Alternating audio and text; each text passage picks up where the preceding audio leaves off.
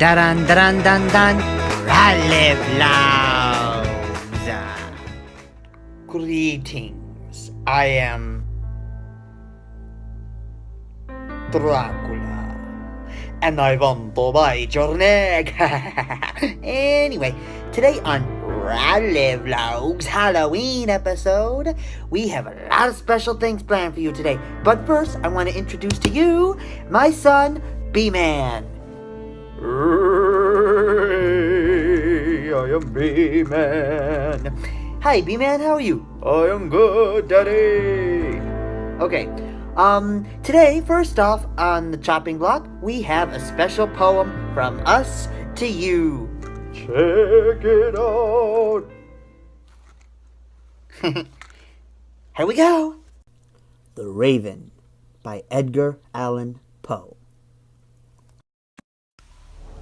Once upon a midnight dreary, while I pondered weak and weary over a many a quaint and curious volume of forgotten lore, while I nodded, nearly napping, suddenly there came a tapping, as of someone gently rapping at my chamber door.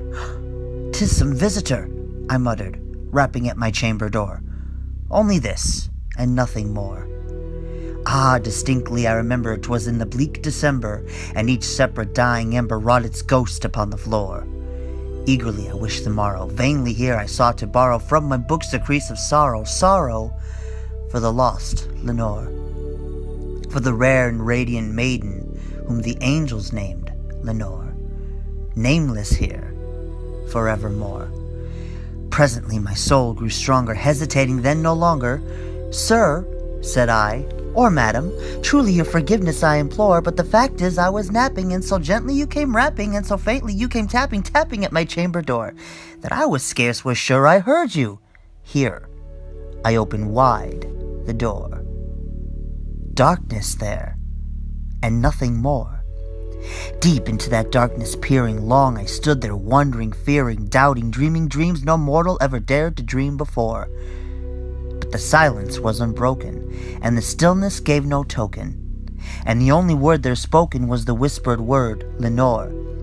This I whispered, and an echo murmured back the word, Lenore. Merely this, and nothing more. Back into the chamber turning, all my soul within me burning, soon again I heard a tapping, somewhat louder than before. "Surely," said I, "surely there is something at my window lattice. Let me see where then thereat is, and this mystery explore. Let my heart be still a moment, and this mystery explore." 'Tis the wind, and nothing more. Open here I flung the shutter, then with many a flirt and flutter, in there stepped a stately raven from the saintly days of yore.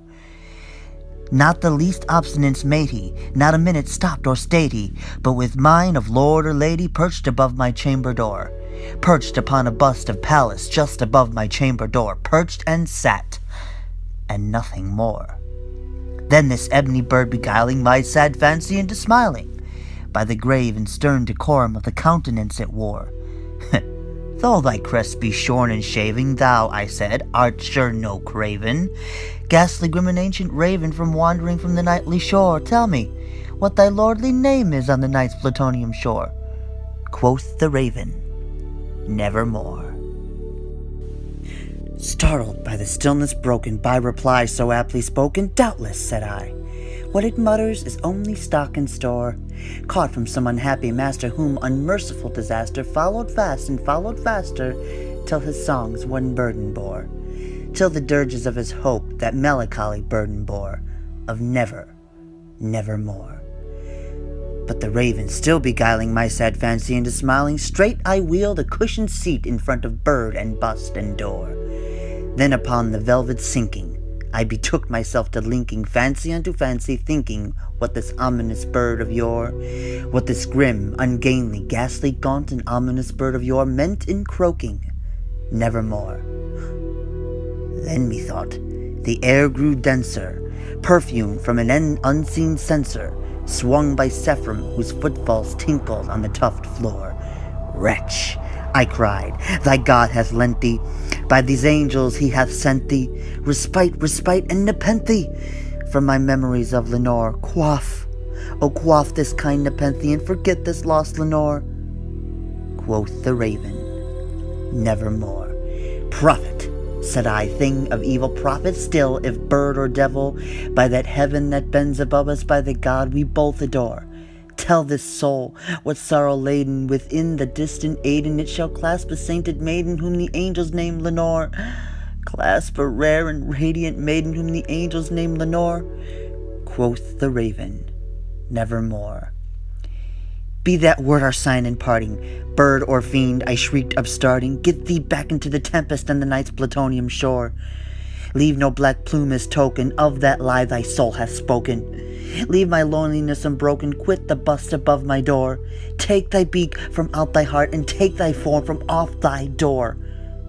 Quoth the raven, nevermore.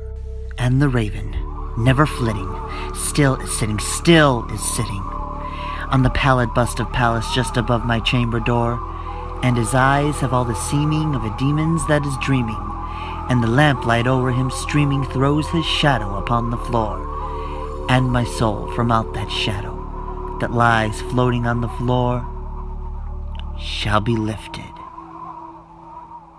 nevermore.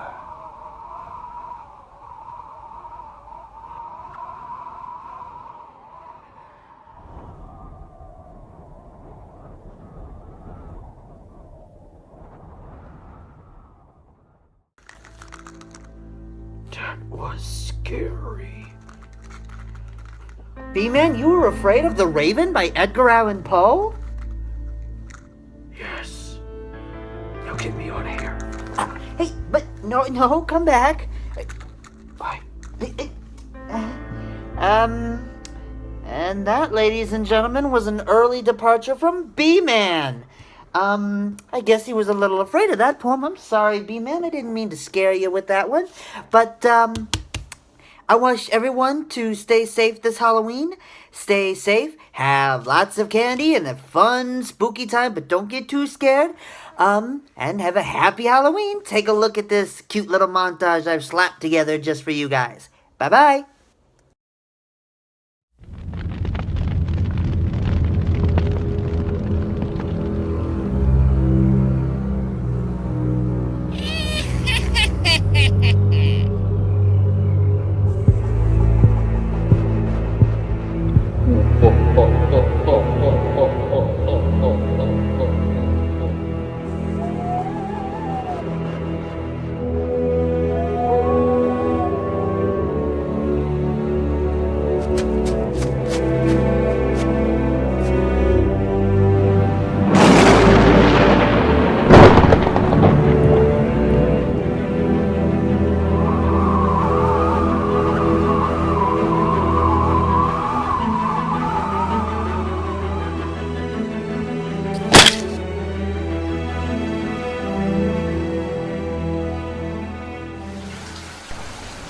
They float.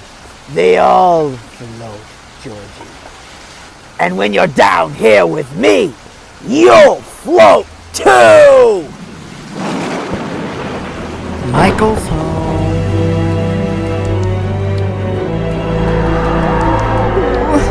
Help me.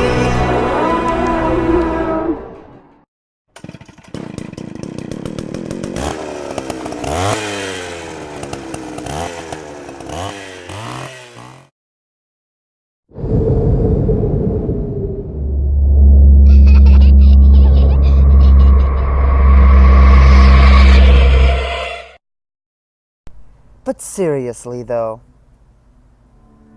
real horror lies not in books or movies, but within ourselves. Ourselves, where fear of thy neighbor and fear of thyself is the most dangerous of all. Think about it. Happy Halloween!